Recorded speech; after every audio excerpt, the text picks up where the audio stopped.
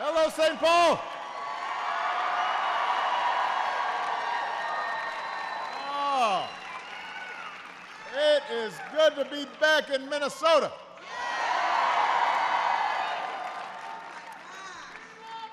I love you back. That's why I came here. It's great to see you. Although, can I just say that when we get off the plane,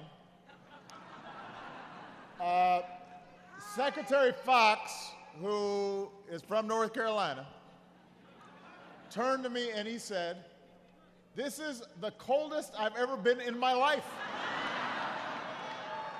Now we were only out there for like a minute, which goes to show how soft these folks from North Carolina are when it comes to the weather. I, on the other hand, from Chicago, I walked off those stairs, I was like, this is balmy, this is great. And February in Minnesota, can't beat it. Cannot beat it. In addition to Secretary Fox, who I want to give him a big round of applause for that introduction.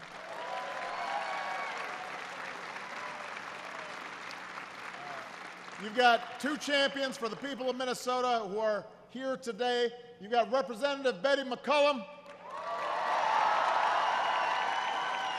and Representative Keith Ellison. You've got your mayor, Chris Coleman, in the House. The new mayor of Minneapolis, Betsy Hodges, is here. And my great friend, who actually told me I was running for president before I knew I was running for president, R.T. Ryback. Love that man. Where's R.T.? He's around here somewhere. Now, I want to thank everybody who showed me around Union Depot and gave me a preview of this new light rail line. It is fantastic.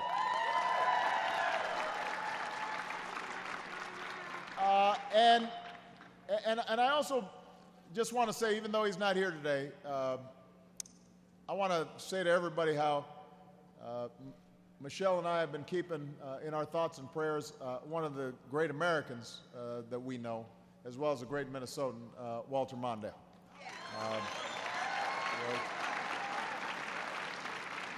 Now, like millions of Americans, I've spent some time with Minnesotans lately because I was watching the Olympics. Minnesota sent 19 athletes to the games. Now, that's tied for second most of any state, and they did us all proud. It is not shocking that Minnesotans might be pretty good at the Winter Olympics. What is particularly interesting is that once again, the tiny town of Warroad proved that it really is Hockey Town, USA, thanks to T.J. Oshie and Gigi Marvin, who we're just so proud of. And T.J.'s shootout performance against the Russians, I must say I enjoyed a lot. I tweeted at him about it. So we've spent some time over the last few weeks on hockey, but I'm not here to talk about hockey. By the way, I cannot play hockey. I grew up in Hawaii. We do not have hockey in Hawaii. But I'm here to talk about what you're doing in the Twin Cities and how you're helping to create new jobs and new opportunities for every American. We are at a moment when our economy is growing. Our businesses have created about 8.5 million new jobs in the past 4 years. Unemployment is at the lowest it's been in over 5 years. In Minnesota, it's lower than it's been in 6.5 years.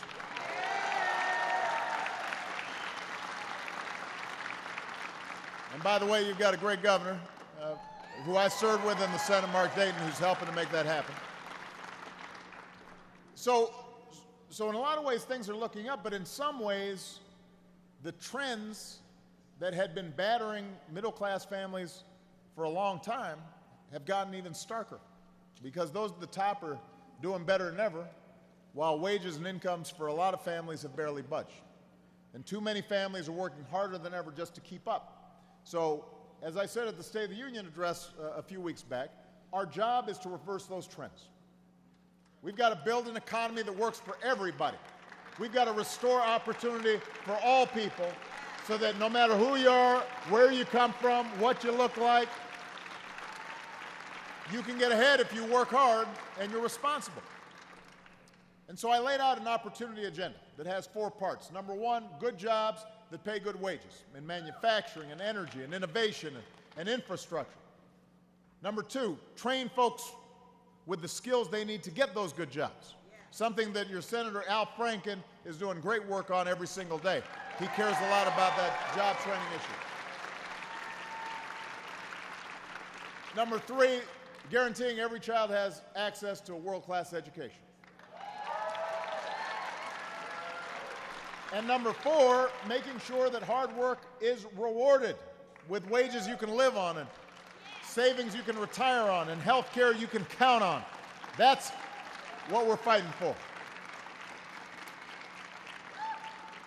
Minnesota is helping to lead the way on these issues. Your state legislature is poised to raise your minimum wage this year.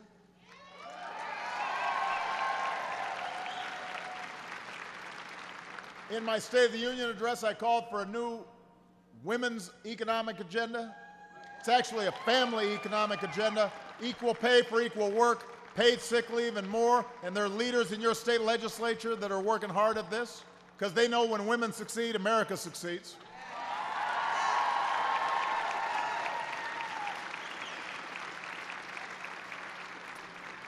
So on all these issues, we're reaching out to members of Congress, looking to see if they're willing to work with us on some of these priorities. But what I also said at the State of the Union is, in this year of action, whenever I can partner directly with states or cities or business leaders or civic leaders to act on this opportunity agenda, I'm going to go ahead and do it. We can't wait. We got to move. We got to get things going. Too many families are counting on it. So yesterday I launched new hubs to attract 21st century manufacturing jobs to America. And today, I'm here to launch a new competition for 21st century infrastructure and the jobs that come with it. Because any opportunity agenda begins with creating more good jobs. And one of the fastest and best ways to create good jobs is by rebuilding America's infrastructure. Our roads, our bridges, our rails, our ports, our airports, our schools, our power grids. We've got a lot of work to do out there, and we got to put folks to work.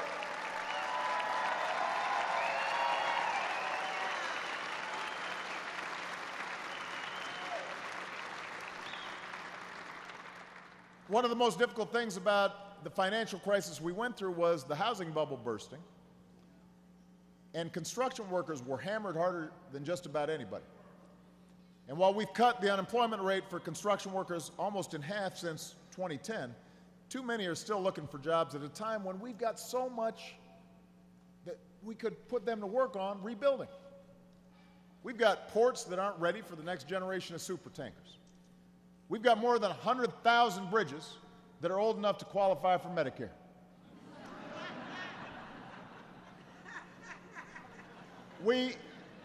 Everybody knows, and nobody knows better than Minnesotans, when we've gone through a winter like this, roads are wrecked, full of potholes all across the country.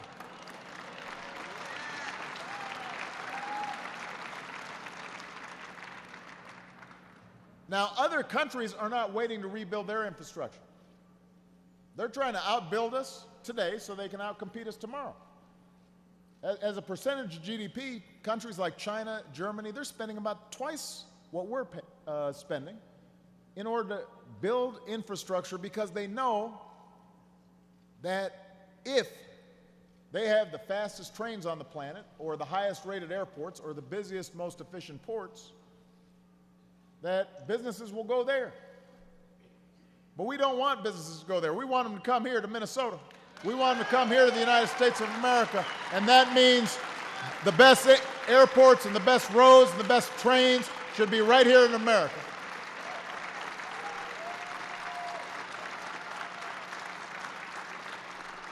At a time when companies are saying they intend to hire more people this year, we need to make that decision easier for them. And we can create jobs at the same time. Rebuilding our transportation systems, our power grids, our communications networks, all the things that commerce relies on, and that help get workers to those jobs. So the bottom line is there's work to be done, workers ready to do it. Rebuilding our infrastructure is vital to business. It creates good-paying jobs that, by the way, cannot be outsourced. This is one of Congress's major responsibilities, helping states and cities fund new infrastructure projects.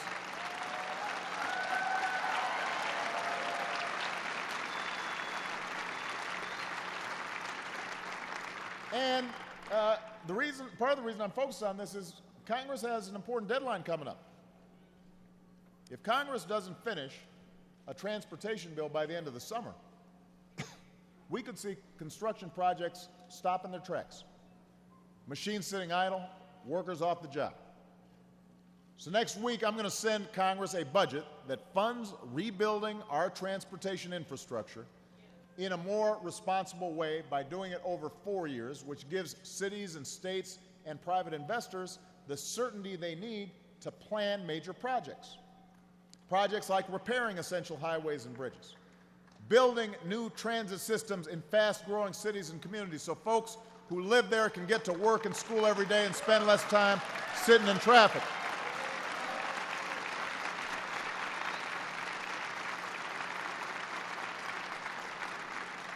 And we're going to have to construct smarter, more resilient transportation systems that can withstand the worst impacts of climate change, like bigger surges of water that we've seen in recent floods. So all told, my transportation budget will support millions of jobs nationwide. And we'll pay for these investments in part by simplifying the tax code. We're going to close wasteful tax loopholes, lower tax rates for businesses that create jobs here at home, stop rewarding companies for sending jobs to other countries, use the money we save in this transition to create good jobs with good wages, rebuilding America. It makes sense. It makes sense. Now,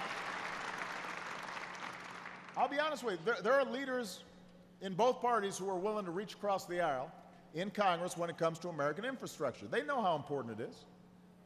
And infrastructure didn't used to be a partisan issue. It shouldn't be Democrat or Republican. Everybody uses roads, everybody uses ports, airports. Unfortunately, time and again over the past few years, there have been some Republicans in Congress who've refused to act on common sense proposals that will create jobs and grow our economy. You know, partly, it's not that I guess they don't like roads, they just don't want to pay for them. And, you know, it doesn't work that way. You got to come up with a way to get these projects going. So while Congress is deciding what it's going to do next, I'm just going to go ahead and do what I can to create more good jobs. And that's why I came here to St. Paul. That's why I came here to St. Paul.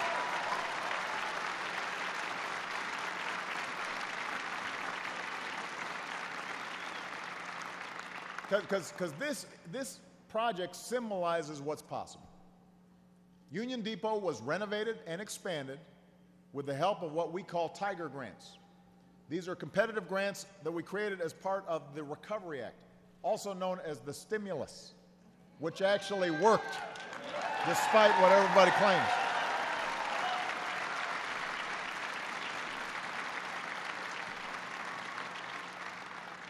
So the idea is if a city or state comes up with a plan to modernize transportation infrastructure that will have a significant impact on economic activity, and if they line up other sources of funding to help pay for it, they can win a Tiger Grant, and the federal government becomes a partner with these local communities. So far, these grants have given a boost to 270 infrastructure projects across all 50 states. And you heard Secretary Fox talk about these grants are helping cities like LA and states like North Carolina, and they helped you rebuild this depot into a hub that will bring different modes of transportation together under one roof instead of scattered across the city. Amtrak's going to be here. The new Metro Green Line will be here. Bus lines will be here.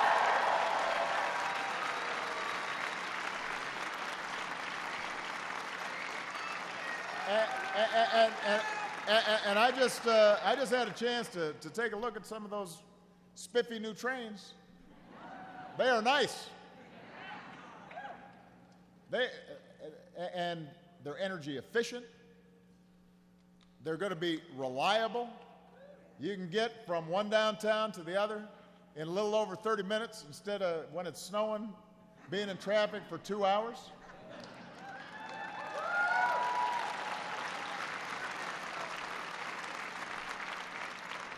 The trains are made in California, which meant folks were put to work here in the United States building them.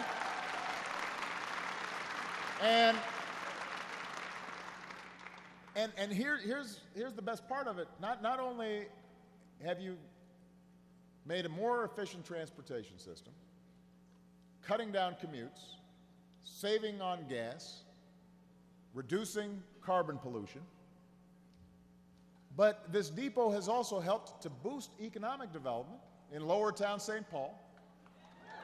Just across the street, the old downtown post office building is becoming apartments and shops. All told, more than 4,000 jobs were created for this project. And we're seeing businesses crop up and new development crop up all along the line. So everybody's winning. And in part because of some flexibility that we showed during the planning process, the line's also going to stop in some poor neighborhoods that oftentimes have difficulty getting to the places where there are jobs. So it's going to help folks who are willing to work hard, try getting to the middle class, helps them get access, helps people get access to opportunity that up until this point, had a tough time. So we know this works. Today, we're kicking off the next round of competition for Tiger Grants. Mayors and governors, city councils, state legislatures, all of you who are watching here today, if you've got a great idea for your city or your state, then let us know your plan. If it will encourage economic activity and support local businesses and help put people to work, then your country is interested in partnering with you. And Tiger Grants aren't the only way that we can help cities like St. Paul and Minneapolis rebuild their infrastructure. You've got federal funding help to build the Green Line. That's going to make it easier than ever to travel between the two cities. You got more than 5,000 construction workers from all over Minnesota helping to build it. Nearly 200 police officers, train operators, maintenance workers are being hired. And that's not counting all the jobs that are being created from the offices and the apartment buildings that are going to be built along the line. Because the trains stopped at neighborhoods that have access to public transportation, those folks are going to work. And all of this can be duplicated all across the country. But unfortunately, funding for these projects are going to be in jeopardy unless Congress passes this new transportation bill. So I want everybody to understand. Now, the good news is Keith Ellison, Betty, they're already on board. They know this needs to happen. Al Franken, all over it. Some Democrats and Republicans are already working together to make sure transportation funding doesn't run out.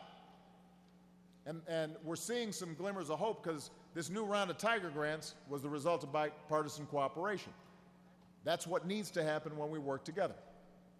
But we're going to need your voices telling a story around the country about why this is so important. Roads and bridges should not be a partisan issue. More Americans should have access to the kind of efficient, affordable transit you're going to have with the Green Line. There's no faster way or better way for Congress to create jobs right now and to grow our economy right now and have a positive impact on our economy for decades than if we start more projects and finish more projects like this one. Let's create more good jobs, build smarter schools, better airports, faster railways, better broadband networks. Let's educate our kids and our workers better. Let's rebuild an economy where everybody who's willing to work hard has a chance to get ahead. This is the beginning, not the end. We've got a lot more rail we got to lay. We got a lot more roads we got to travel. Let's get going, Minnesota. Thank you. God bless you. God bless the United States of America.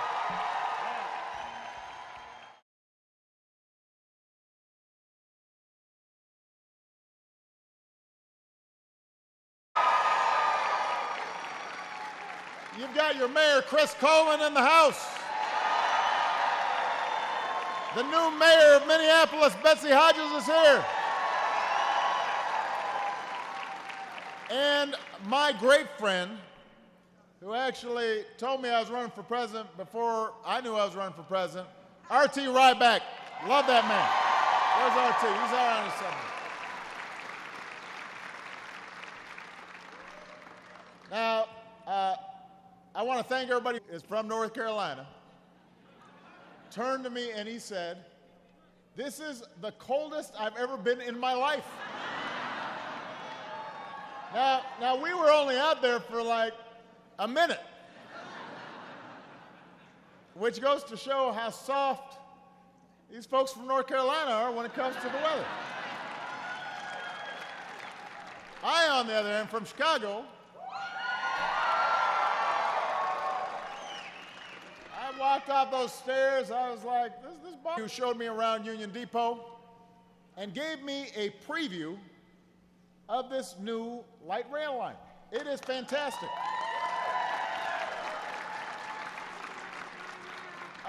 And I also just want to say, even though he's not here today, I want to say to everybody how Michelle and I have been keeping in our thoughts and prayers one of the great Americans that we know, as well as a great Minnesotan, Walter Mondale. Hello, St. Paul. Oh, it is good to be back in Minnesota.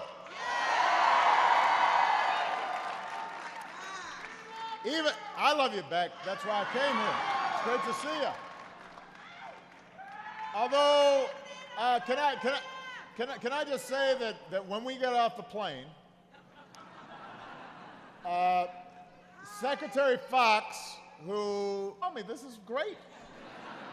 In February in Minnesota, can't beat it. Cannot beat it. In addition to Secretary Fox, who I want to give him a big round of applause for that introduction.